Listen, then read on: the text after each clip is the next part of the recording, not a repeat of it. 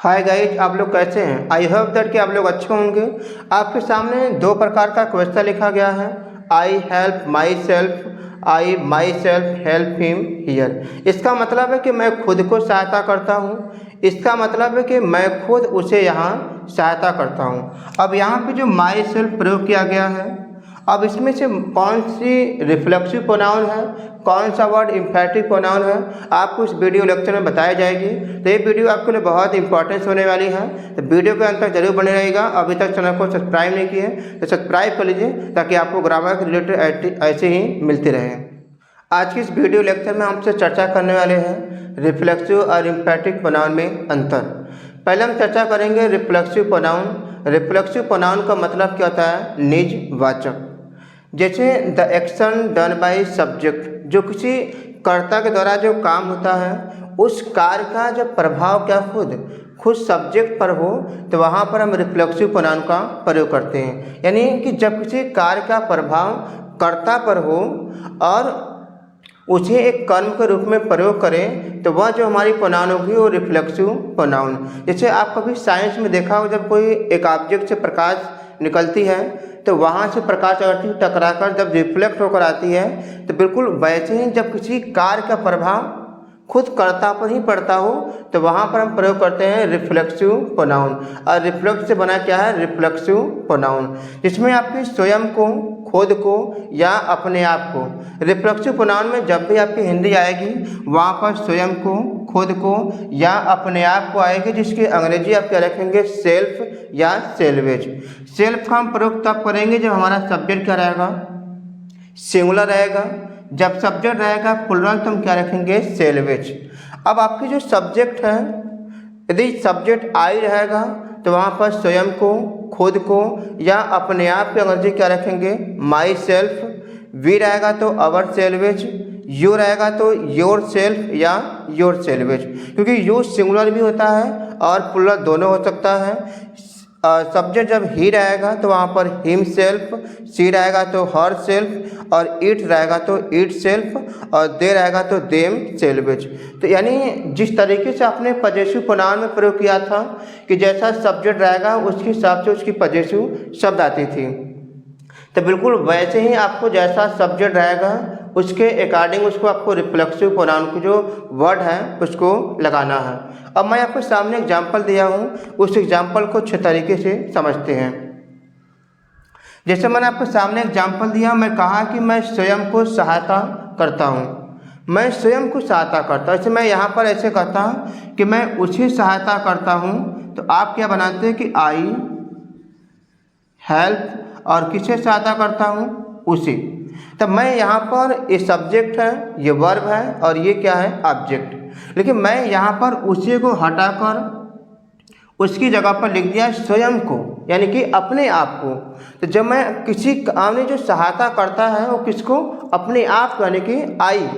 तो जो subject I है उसका जो सहायता करने का प्रभाव है वो किस पे पड़ रहा है, आई यानी कि मुझ पर। तो वहाँ पर वो रिफ्लेक्सिव प्रोनाउन का प्रयोग करेंगे, और रिफ्लेक्सिव प्रोनाउन हमेशा कहाँ आती है, वर्ब के बाद। तो आई हेल्प अब स्वयं को है, तो स्वयं की अंग्रेजी चाहे खुद को हो चाहे अपने आप हो, सब्जेक्ट के अकॉर्डिंग लगाएंगे। सब्जेक्ट आपका आई दिया है, तो आई के हिसाब से क्या लगाएंगे आप, माई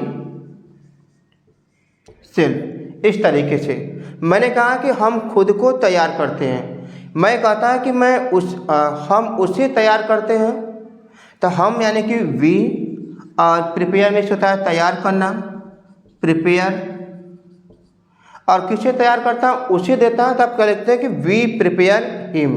लेकिन मैं हिम को हटाकर यहाँ पर कहा कि हम खुद को तैयार करते हैं, यानी जो तैयार करना है कार्य, उस कार्य का प्रभाव किस पर है, हम पर, यानी कि हम अपने आप को ही तैयार करते हैं। तो यहाँ पर जो खुद की अंग्रेजी आएगी वो एक वी के हिसाब से क्या लिखेंगे, अवर सेल्वेज। ठीक, तो आपको याद रखना है कि जब किसी कार्य का प्रभाव खुद कर्ता पर ही पड़ता हो, तो वहाँ पर हम प्रयोग करते हैं रिफ्लेक्सिव प्रोनाउन, जो कि एक कर्म के रूप में प्रयोग होता है कि हमेशा वर्ब के बाद। मैं एग्जाम्पल और दिया हूँ कि सीता अपने आप को दंडित करती है। मैं ऐसा कहता कि सीता अपनी बहन को दंडित करती है। या सीता उसे दंडित करती है। तो यहाँ पर वो किसी को अपने आप पर प्रभाव डाल नहीं रही है, लेकिन मैं ऐसा कहा कि सीता अपने आप को दंडित करती है, इसका मतलब कि सीता और दंडित करने का पनिश होगा, वर्ब में लगाएंगे एस।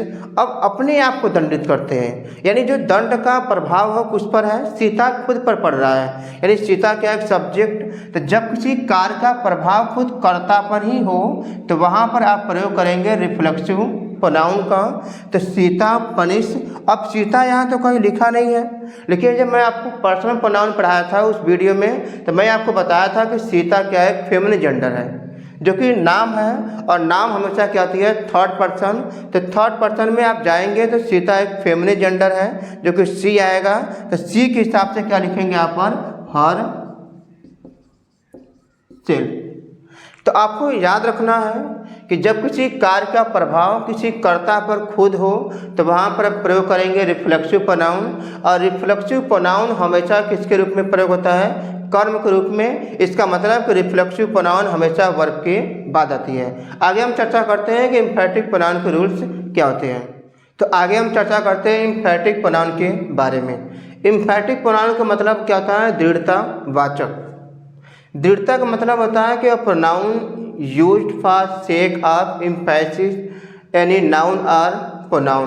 पहले एम्फेसिस का मतलब क्या होता है, फोर्स, और फोर्स मीन्स क्या होती है, बल या दबाव। जब किसी कार्य का दबाव किस पर, सब्जेक्ट पर हो तो वहाँ पर हम प्रयोग करेंगे एम्फैटिक प्रोनाउन। लेकिन रिफ्लेक्सिव प्रोनाउन में अंतर था कि वहाँ पर रिफ्लेक्ट करता था, यानी कि किसी कार्य का प्रभाव था, लेकिन यहाँ क्या करेगा, दबाव।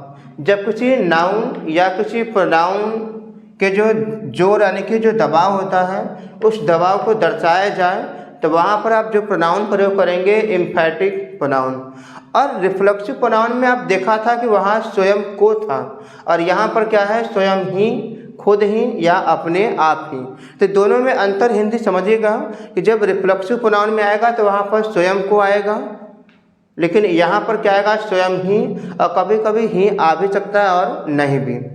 लेकिन सबसे जो इम्पोर्टेंस बात है कि एम्फैटिक प्रोनाउन को हमेशा वर्ब से कहाँ रखते हैं, पहले, लेकिन रिफ्लेक्सिव प्रोनाउन क्या था कि वर्ब के बाद। आपके सामने ये बिल्कुल वही है कि जब चर्चा सब्जेक्ट आएगा उस सब्जेक्ट के हिसाब से यहाँ पर क्या लिखेंगे आप, उसकी रिफ्लेक्सिव एम्फैटिक प्रोनाउन लिखेंगे। जैसे मैंने आपके सामने एग्जाम्पल दिया, मैंने कहा कि मैं खुद ही उसे बुलाता हूँ, यानी बुलाने का दबाव किस पर है, मुझ पर, यानी कि आई पर है। तो जब किसी कार्य का दबाव हो तो वहाँ प्रयोग करेंगे एम्फैटिक प्रोनाउन, और बनाएंगे इसको आप तो आई। अब यहाँ पर जो एम्फैटिक प्रोनाउन है, एम्फैटिक प्रोनाउन को वर्ब से कहाँ रखना है, पहले। तो आई, और आई के हिसाब से क्या लगाएंगे, माई सेल्फ, माई सेल्फ। और कॉल मीन्स क्या होती है, बुलाना, और किसे बुलाते हैं, उसे। तो आपको याद रखना है कि जब कार्य का दबाव पड़ेगा तो वहाँ पर वो एम्फैटिक प्रोनाउन होगा, जब प्रभाव पड़ेगा तो हो जाएगा रिफ्लेक्सिव प्रोनाउन। मैं कहा कि वह स्वयं ही स्कूल जाता है, यानी स्कूल जाने का क्या है, दबाव है, किस पर, उस पर, यानी कि ही पर, ही। अब यहाँ पर ही के हिसाब से क्या लगाएंगे, हिमसेल्फ। उसके बाद गो में जाना, टेंस का रिजर्व नियम आपको लगाएंगे, ही हिमसेल्फ गोज। उसके बाद क्या करेंगे, टू स्कूल, फुल स्टॉप करेंगे।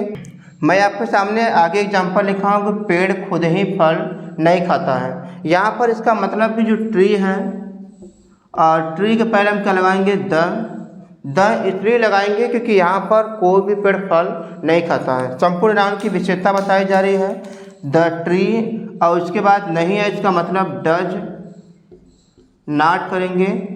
और आपको जो एम्फैटिक प्रोनाउन है उसको वर्ब के पहले रखना है। पेड़ के हिसाब से क्या करेंगे, इट, और यहाँ पर क्या लगाएंगे, इट सेल्फ लगाएंगे। इट सेल्फ को लगाने के बाद क्या करना है, आपको वर्ब की फर्स्ट फॉर्म रखना है, इट। और फ्रूट मीन्स क्या होती है, फल। तो आपको याद रखना है कि यदि किसी कार्य का दबाव पड़ता है तो वहाँ प्रयोग करेंगे हम एम्फेटिक प्रोनाउन।